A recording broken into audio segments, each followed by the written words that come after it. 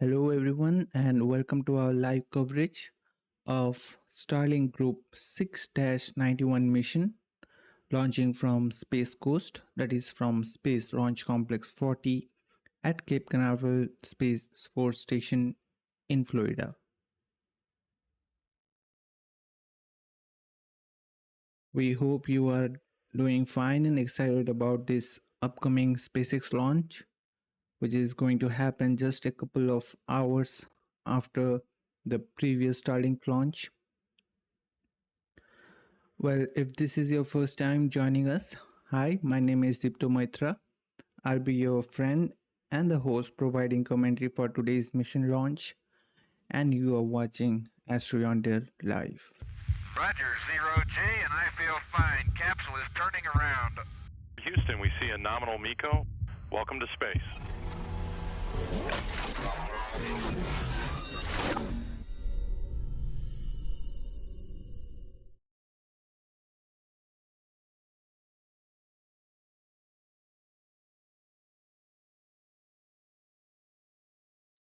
We are super excited bringing you the coverage of SpaceX's 483rd overall launch and the 55th Falcon 9 launch of this year. That means SpaceX is on track to hit their 500th launch this year with just 18 more to go. That will be a huge milestone coming up for them. Also, please let us know your prediction for the month when SpaceX will reach its 500th mission launch on the chat or comment section. We'll be glad to hear from you. We are currently awaiting for a Falcon 9 liftoff at 2:28 a.m. Eastern Time, 6:28 hours UTC from Florida for a southeasterly launch for SpaceX Starlink mission. The Starlink mission 6-91 will launch 28 version 2 mini optimized Starlink satellites to low Earth orbit. Now, before moving on to the mission details, firstly, on behalf of AstroYonder team and moderators, we express our heartfelt gratitude to everyone for being a part of today's launch. Really appreciate you being here. And a big thanks to our amazing YouTube community for being here today as we provide detailed coverage of space launches complete with extensive stats and thorough insights. We would love it if you guys can join the chat and let us know from where you are tuning in. Also, feel free to drop any questions, suggestions, or share your thoughts as we move ahead with the stream. Would love to hear from you and get to know more about you. Now, just a reminder, it's me only managing the launch coverages on my own. So, if by chance we face any technical hiccups or issues, kindly bear with me, hang tight. There is absolutely nothing to worry. I will do my best to guide you through the upcoming Falcon 9 rocket launch happening in 38 minutes from now. Now let's get into the mission details. Although I didn't got the 45th weather squadron of weather forecast, but the weather seems to be looking good, and the forecast calls for a temperature of 23 degrees Celsius, 0.68 inches of light rain with 88% cloud cover and a wind speed of 13 miles per hour. I guess that won't be an issue and causing a delay for today's launch. Few minutes or few hours ago, I was checking on the weather. That time it was seeming uh, not so good, but as of now, the satellite imageries shows that the weather is favorable. So let's keep our fingers crossed and hope the launch proceeds on time without significant delays. But if for some reason launch does not happen today, we do have a backup opportunity tomorrow. That is on Sunday, May 11th, with launch window opening at 2:17 a.m. Eastern Time. So now let's take a look at today's payload details for Starlink Group 6-91 mission. This launch marks the 38th dedicated Starlink launch for this year. Starlink satellites built in Redmond, Washington. The payload for today's mission includes 28 of the newer optimized Starlink version 2 mini satellites. Now, just a reminder, today's payload does not consist any direct-to-cell satellites. Each of these satellites comes with 5 advanced Ku band phased array antennas, 3 dual band parabolic antennas using Ka and E bands, and a dual solar array that's spread out to about 100 feet wide with a total surface area of 52.5 square meters.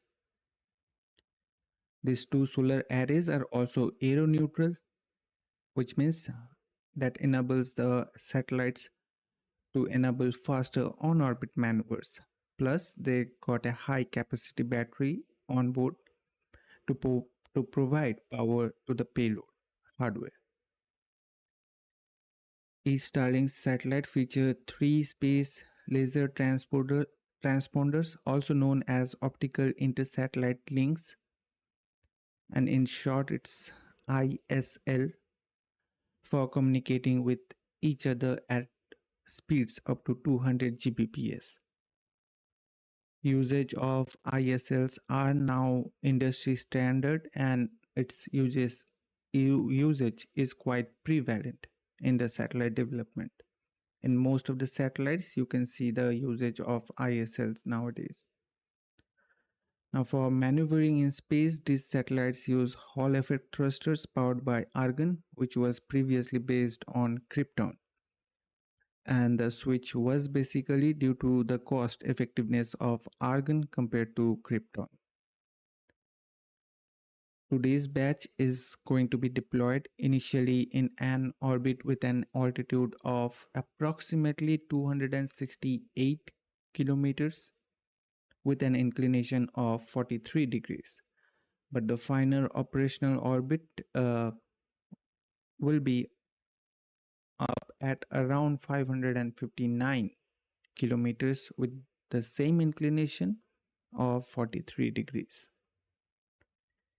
Each optimized version 2 mini weighs approximately 1,268 pounds, or you can say 575 kilograms, which is about 22% lighter than the original version 2 mini design.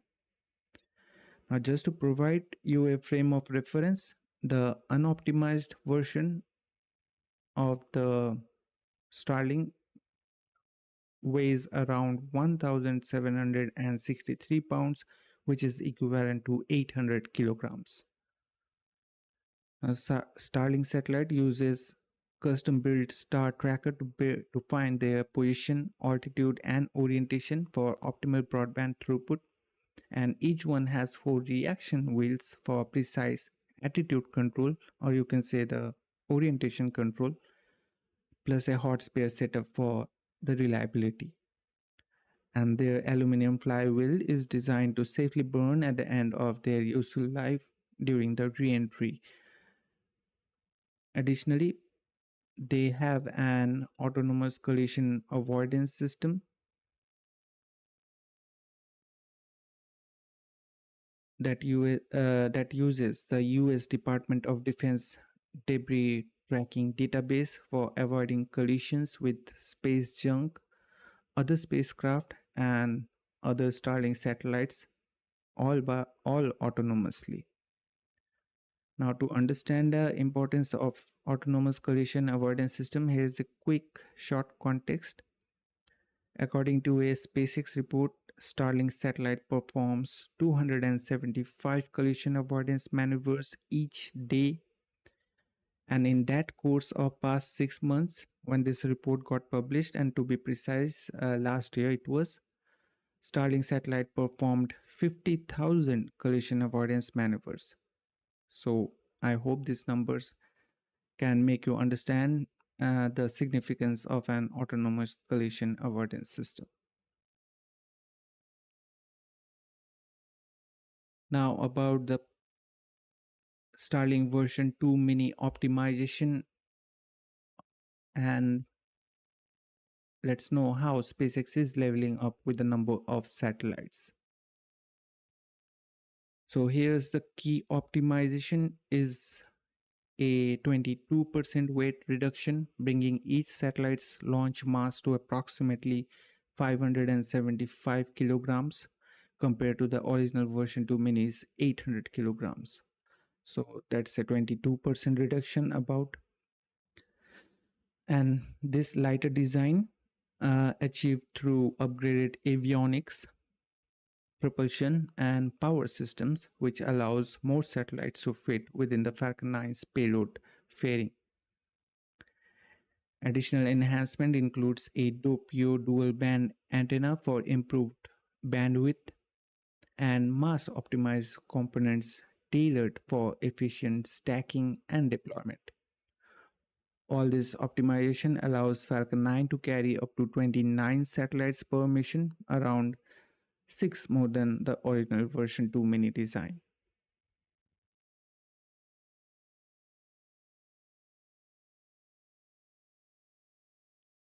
Now, some quick fun facts. For the first time uh, during Starlink 6-39 mission back in February 25th of last year, 2024, SpaceX launched 24 Starlink version 2 mini satellites, which was the then highest count for version 2 minis. But this year, on January 21st, with Group 11-8, SpaceX launched 27 optimized version 2 mini satellites for the first time. Then again on March 31st, 2025, with Group 6-80, they launched 28 optimized version 2 minis for the first time. So at that point of time, it was the highest for version 2 mini variant. But again, with the recent May 4th, 2025 Starlink launch, SpaceX broke its own record by launching 29 version 2 mini satellites, surpassing the previous high of 28. And that was the biggest batch yet for version 2 mini variant. Now, in comparison, the highest for version 1 is 60 satellites, and for version 1.5, it's 56. As of now, today, we are going to launch 28 number of satellites for version 2 mini variant. So it's the 6th time they are launching 28 version 2 mini satellites, the optimized one. And with today's launch, it marks the 14th time SpaceX launching its optimized version 2 mini variant, bringing the total to 385. Now, a question can arise that why optimize Starlink satellites and why there's an increase in number of satellites per launch nowadays. Now, to answer that, SpaceX is increasing launching optimized version 2 mini Starlink satellites as a strategic move to expand and upgrade its satellite internet network. These satellites act as a transitional solution until the larger version 3 variant can launch aboard Starship. Lighter and more advanced version 2 minis offer roughly 4 times the capacity of earlier versions, allowing more to be launched per mission, as I mentioned previously, up to 20 at a time, reducing cost and accelerating deployment. This helps SpaceX meet rising global demand, replacing the aging and deorbited version 1 and version 1.5 satellites, and to maintain consistent coverage while building towards its authorized Generation 2 constellation of up to 30,000 satellites. Now, for example, back in last year, in February 2024, SpaceX announced deorbiting 100 older version 1 satellites due to a potential flaw, and the recent data shows that they are deorbiting around 4 to 5 satellites each day. So this creates voids in the constellation, which SpaceX addresses by launching the new version 2 mini optimized satellites, which offers 4 times the capacity and improved performance. Now let me just check whether the liftoff time is sticking the same or not. As of now, it's the same, so that's a good thing. Now, SpaceX is currently targeting a liftoff time of Falcon 9 from Cape Canaveral Space Force Station in Florida at 2:28 a.m. Eastern Time, 6:28 hours UTC on Saturday, May 10th of 2025. Now, let's take a look at the flight record for the booster supporting today's Starlink 6-91 mission. The booster with tail number 1083 supporting today's mission. You can say a teenage booster with 10 previous flights in its record, including 5 non-Starlink missions, Crew 8, Polaris Dawn, a commercial resupply services mission to the International Space Station, that is CRS-31, Astronis from One to Many mission, IM-2 launch of Athena lunar lander, and additionally this booster supported 5 Starlink missions. Now awaiting its 11th flight, approximately 25 minutes from now. The last mission supported by today's booster was Starlink Group 12-17 on April 12th of this year. It's the 4th launch of the booster for this year as of now, and the booster's turnaround time as of today is 27 days. Now it is worth mentioning today's mission will be the 4th launch from Space Launch Complex 40 and the 6th landing on A Shortfall of Gravitas for this booster.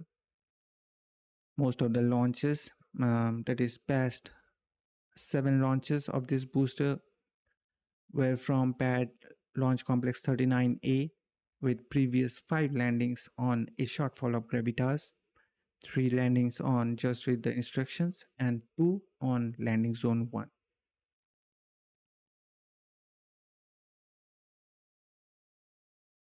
So now let's have a look at the bar graph showing number of Falcon 9 launches each year. Before this upcoming launch, SpaceX completed its 54th Falcon 9 launch for this year with the Starlink 15-3 mission launch from Space Launch Complex 4 East at Vandenberg Space Force Base on May 9th, that is yesterday, obscuring the number of annual launches made till year 2021. SpaceX is now having 23 more than launches made in 2021.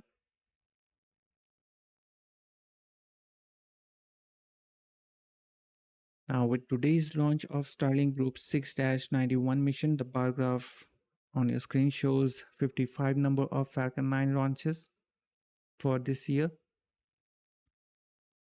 SpaceX is now less than halfway to the number of launches made in year 2022 and 2023. Please excuse me. And will be having 6 less number of launches from 2022 and 41 less than the launches made in 2023 with today's mission. As of now, SpaceX is yet to reach even the half of the launches made last year, which stands 66 number of launches.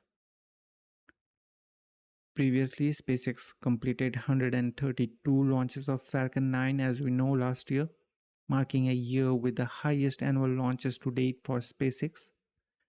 Now this year again, they are aiming for another record-breaking year with around 172 to 180 Falcon 9 launches just alone, apart from any upcoming planned Falcon Heavy launches that will be surpassing last year's highest annual launch count.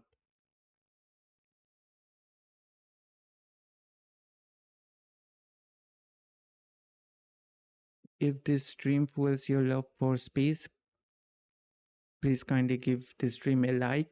It's like fine tuning the trajectory of our mission to build a community with amazing space enthusiasts like you. And don't forget to subscribe and turn on the bell notifications so that you won't miss a single launch update. We believe together here at AstroYonder, we will build the ultimate constellation of space enthusiasts.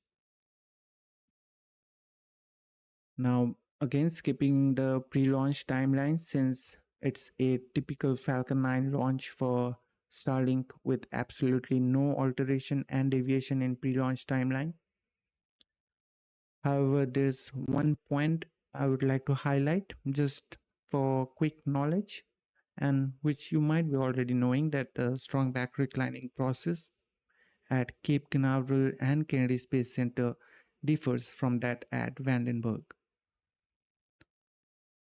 Here at Cape Canaveral and Kennedy Space Center, we recline the strong back about 1.5 degrees, whereas at Vandenberg, we recline the strong back about 13 degrees away from the Falcon 9.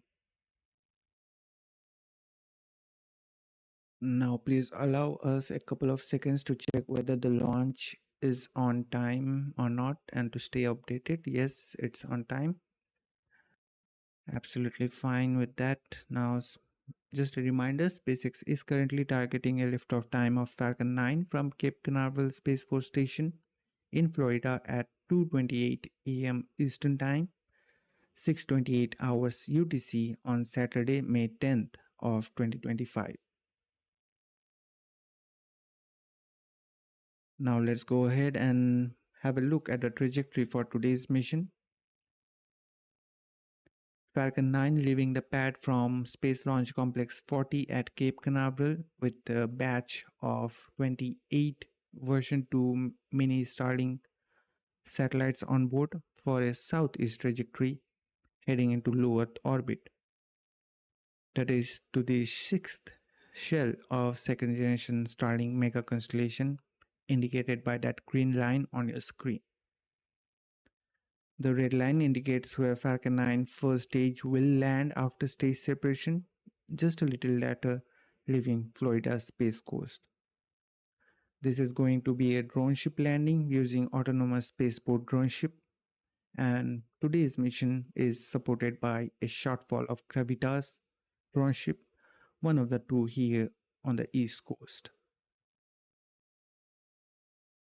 This will be the 108th landing on A Shortfall of Gravitas drone ship to date, if successful. Now, some recovery specifics. The planned booster recovery is approximately 590 kilometers with estimated fairing recovery about 620 kilometers downrange. And the stage 2 debris re-entry will be in the South Atlantic or Indian Ocean on its second orbit.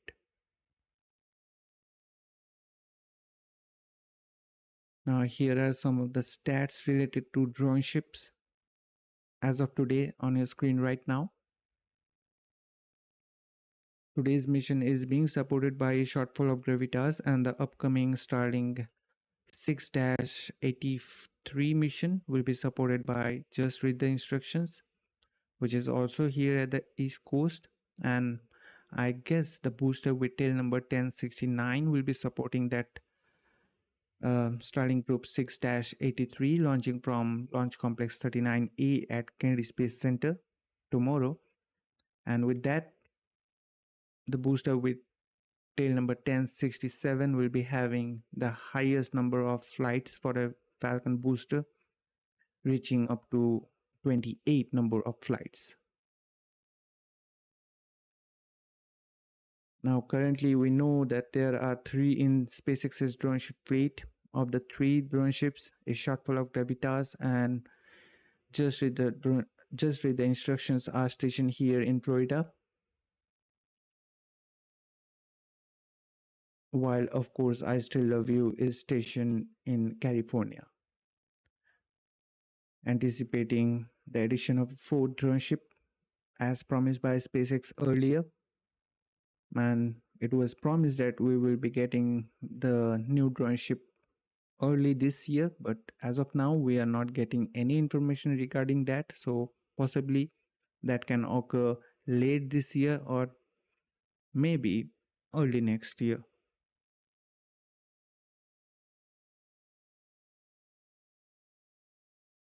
Now let's talk a little bit about the fairing recovery. SpaceX will utilize a recovery vessel to retrieve the fairing halves from the Atlantic waters. The two halves of the payload fairing will be recovered slightly farther, approximately 30 kilometers downrange from where the first stage lands on the A Shortfall of Gravitas droneship, after they will smoothly splash down with the guidance of parachutes. We know SpaceX manufactures these fairings in-house with a total cost of two halves, nearly $6 million. So no wonder that SpaceX aims to recover the fairings for repetitive use, following its same approach with rocket boosters, that is to uphold the motto of reusability and sustainability. Now on your screen, you can see how a fairing recovery operation looks like.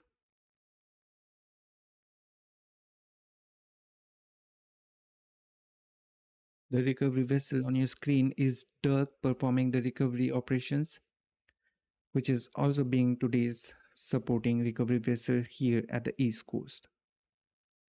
Other recovery vessels, Bob and GoCosmos here at the East Coast, are awaiting their next assignment.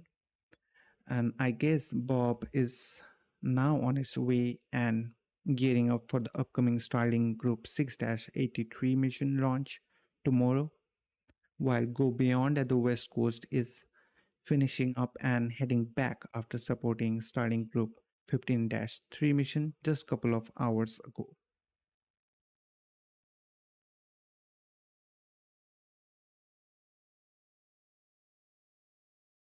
We know SpaceX has named its recovery ships Bob and Doug after Bob Bacon and Doug Hurley, the two NASA astronauts and the first crew SpaceX launched from NASA for NASA under commercial crew program on the Demo 2 mission to the International Space Station back in 2020.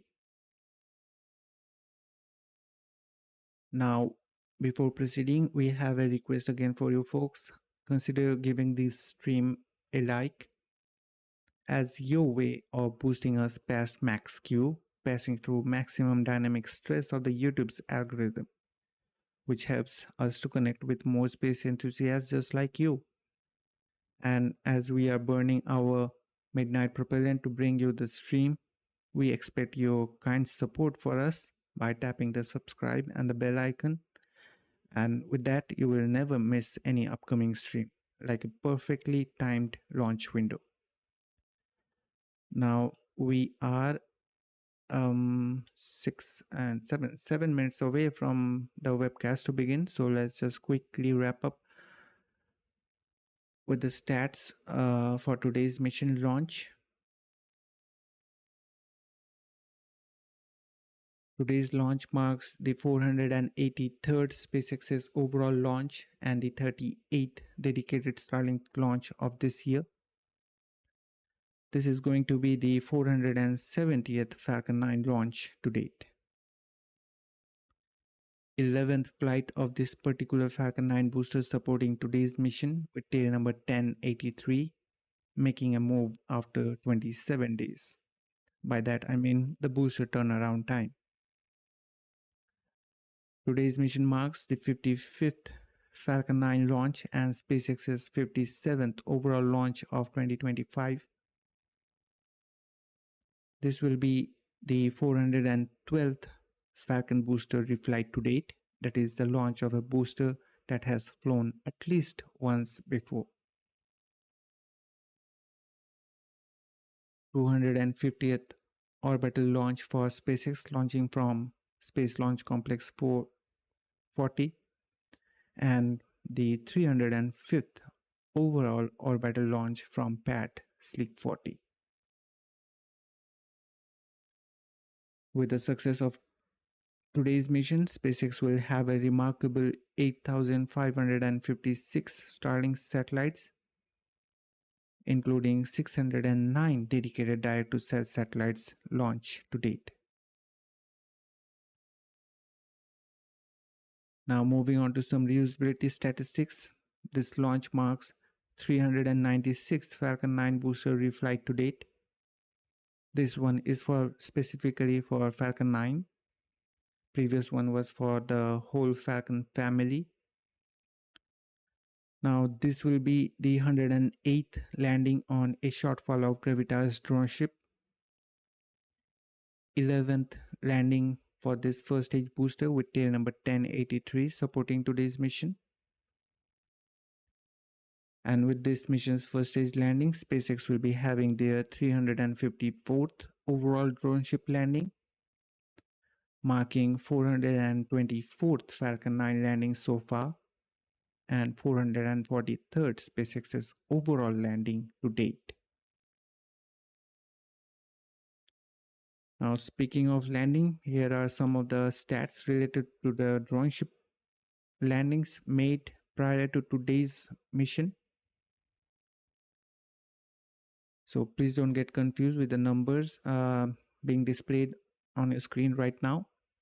These drone ship landing stats are excluding today's mission. These are prior to today's launch. The last supported mission by A Shortfall of Gravitas was the Starlink Group 6-84, and in that only SpaceX launched 29 numbers of Starlink version 2 mini optimized satellites, making a record for the version 2 mini variant as of today. Now let's have a look into some key stats for SpaceX launches for this year, specifically including today's mission. With today's mission, SpaceX will be having its 57th launch of this year, and out of those, 38 are Starlink missions, including today's one. 17 were non-Starlink missions for commercial and government organizations. And not to forget, 2 Starship launches. 52 of these missions using a reuse booster, including today's one as well. Now, if we look into the geographical distribution, we get SpaceX will be having its 38th launch from East Coast, with today's mission launching from Space Launch Complex 40. That will mark the 26th launch from Slick 40. On the West Coast, having 17 launches from Space Launch Complex 4 East at Vandenberg Space Force Base. And as of now, 2 launches from Gulf Coast at Starbase in Texas with Starship 7th and 8th test flights, and 2 Super Heavy catches for both of those test flights. Now coming to the landing stats for today, they will be nailing it for the 53rd time this year. Most of the landings are on drone ships with 44 landings. And for ground landings, they pulled off 9 of them. And about the landing zone, SpaceX is working on adding a landing pad at Launch Complex 39A and Space Launch Complex 40 to retain the return to launch site, also known as RTLS capabilities for their upcoming missions. And I guess they will be having only one landing zone, the newer one, at the East Coast. Now, prior to today's launch, the success rate for ground landing is 98.89%. For droneship landing, it is 96.71%. And the overall landing success rate is 97.14%. Today's mission is the 119th launch since last mission failure, that is the Starlink 9-3 mission. Now, once again, this page of stats are prior to today's launch, and what we have is 118 successful launches since last mission failure with Starlink 9-3, 28 successful landings since last landing failure with Starlink 12-20, booster with tail number 1067 having highest number of flights and successful landings, that is 27 times, 331 missions with at least one reused fairings, and approximately 630 number of fairing halves were reused prior to today's launch.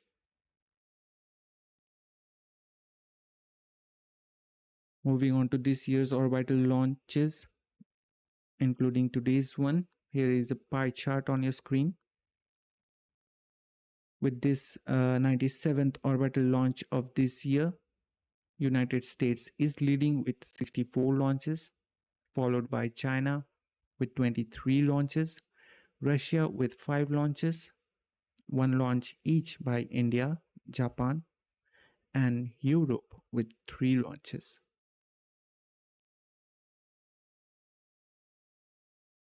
And now we have this pie chart showing 2025 orbital launches by rocket variations, including today's launch. Falcon 9 gearing up for its 55th launch today. Now, while you guys have a look to this pie chart, let me check if the stream is live or not, because it's time for the webcast to begin. I guess it's live. Yep, it's up. So that's nice. So let's head over, and please give me a moment to set things up.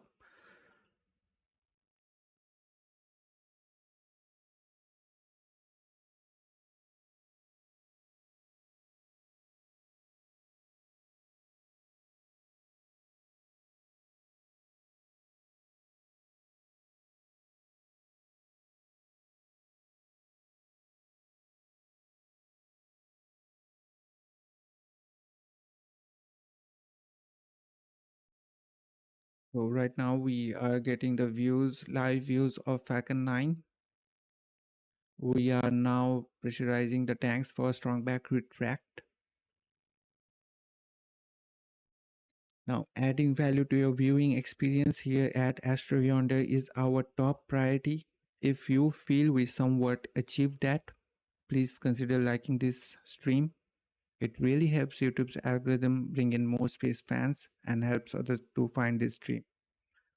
Also consider subscribing to our channel as we work hard to bring you stream packed with stats, details, and insights. We would be incredibly grateful for your support. Now, strong back retract process has started. I guess we can see the clamp arms opening up here underneath the payload fairing, and the strong back transporter erector will be reclining right now about 1.5 degrees away from the vehicle. While we are watching this beautiful live view of Falcon 9, some important steps were completed. Meanwhile, the spacecraft team switched to internal power a few minutes ago, and fueling of the Falcon 9 first stage is finished, meaning all the RP-1 prop is now on board. We are still loading liquid oxygen on both the first and second stages, and we will be releasing in a couple of minutes for LOX load completion for both the stages.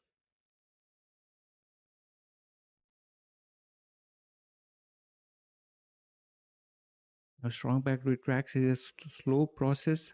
We have the hydraulic actuators at the base of the strong back that will pull it away, and process is done slowly because if we get any closer views, you might be able to see that we still have the lines that are carrying liquid oxygen to the second stage, as well as electrical signals and air conditioning up there in the payload fairing. We need to make sure that all these are easily stretched out without tugging any of the lines. We did got the call out meanwhile for stage 1 LOX load complete. We are now waiting for second stage that will finish up just inside T minus 2 minutes mark.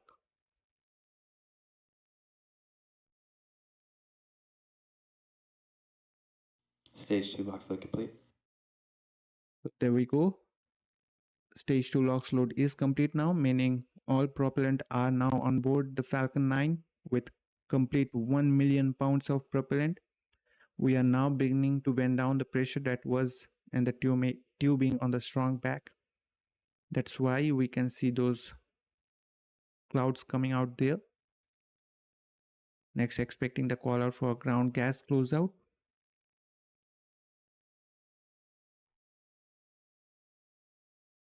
Gas launch closeouts. There we go.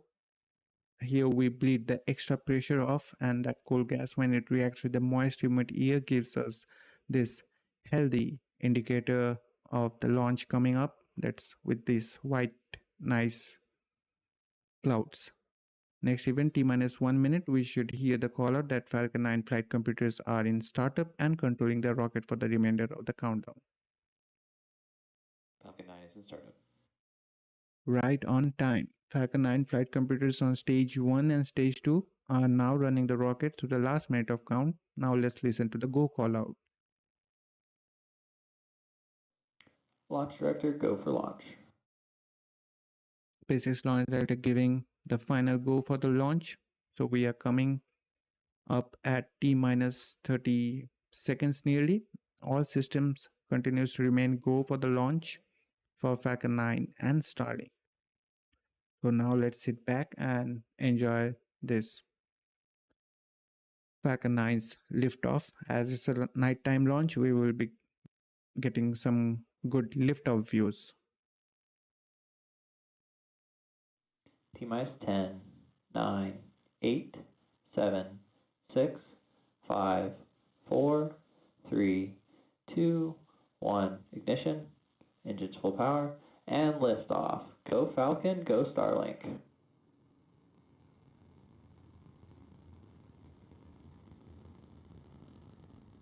Vehicles pitching downrange. It seems like a fireball getting up in the sky. So we have a successful liftoff. Falcon 9 has cleared the tower,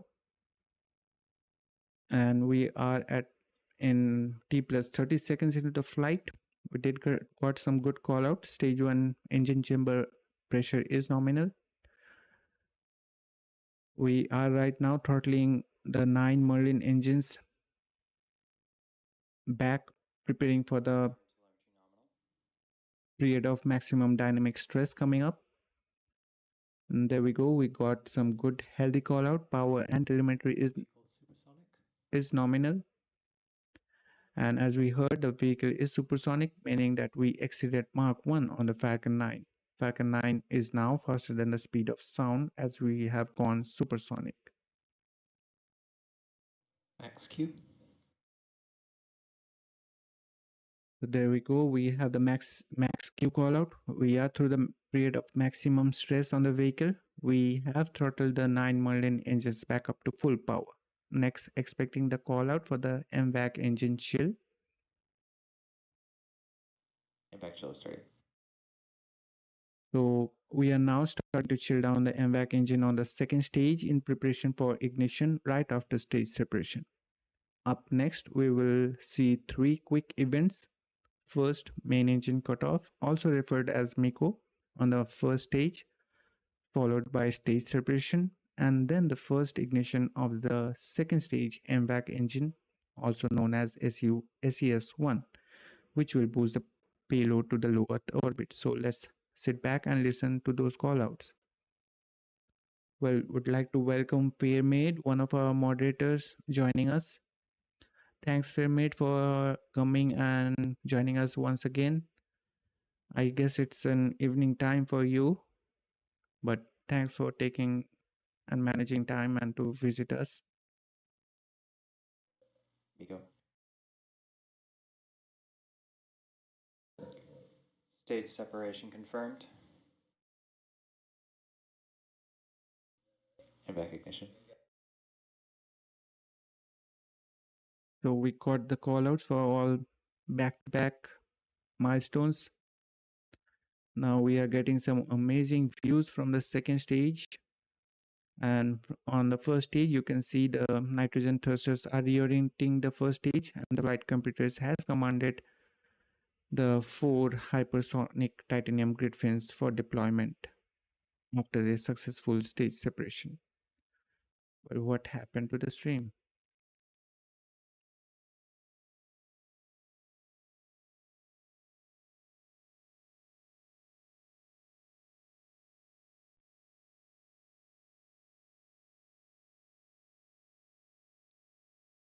Well, they are now streaming in 4K, no? So Fairing separation confirmed. I guess that's made a little bit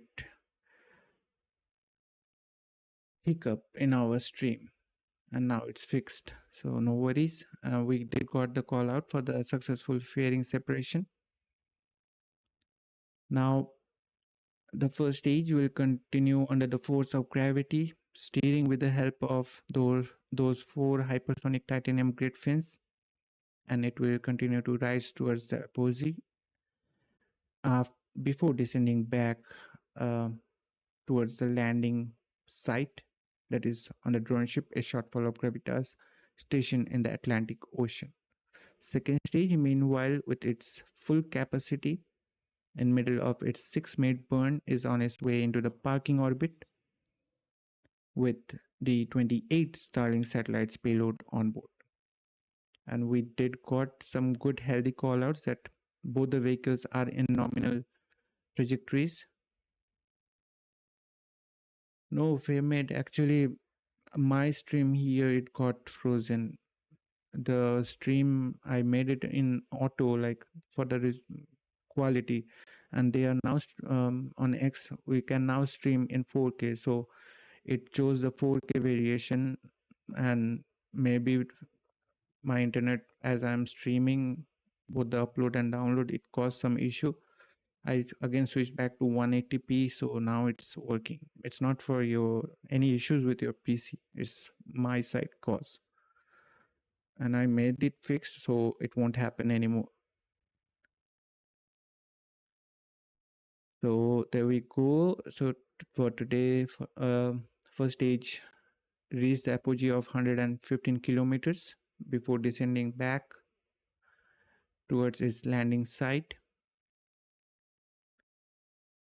Now next call out we are expecting for stage 1 entry burn startup. Also would like to highlight a point that when we will be hearing stage 1 FTS being saved, that means the re-entry burn for stage 1 has been either initiated or accomplished. Now during this part of the flight, stage 1 completely relies solely on its grid fins. There we go, we got the call out for stage 1 FTS being saved, and stage 1 entry burn startup. Here we just lit 3 of those 9 Merlin 1D engines on the first stage. We are now rapidly slowing down the vehicle, as you can see on the bottom left side of your screen from telemetry. And this burn lasted just around 27 seconds with the confirmation of the entry burn shutdown. I guess there is some issues with SpaceX stream as well. I got to see the SpaceX logo in between. I don't know what is happening. Now, if we will be hearing the stage 2 FTS being saved, that means the orbital insertion burn for the second stage is complete. Now, next call out we are expecting for stage 1 being transonic. Stage 2 FTS is saved. We got the call out, stage 2 FTS being saved, meaning the orbital insertion burn is successful. Stage 1 is now transonic, meaning that we are now traveling slower than the speed of sound as it heads towards the landing site. And speaking of landing, we are less than 60 seconds away from that. Next, expecting the call out for stage 1 landing burn. Stage 1 landing burn. So here we go. Great views of that landing burn with that center E9 engines now lit. With that, we are slowing down the vehicle furthermore very rapidly. Should be seeing those landing legs deploy any seconds now. Stage 1 landing leg deployed. Landing legs deployed. Stage 1 landing confirmed. And there we have it, the successful 424th landing of an orbital class Falcon 9 rocket. Now coming up next, we will have the second stage engine cutoff, that is SECO 1, completing its around 6 minutes of burn. And following that event, the second stage will enter into about 45 minutes of coast phase as the vehicle ascends to its target orbit. So we did got the call out for SECO 1 and we could see the engine getting turned off, but we didn't hear the call out for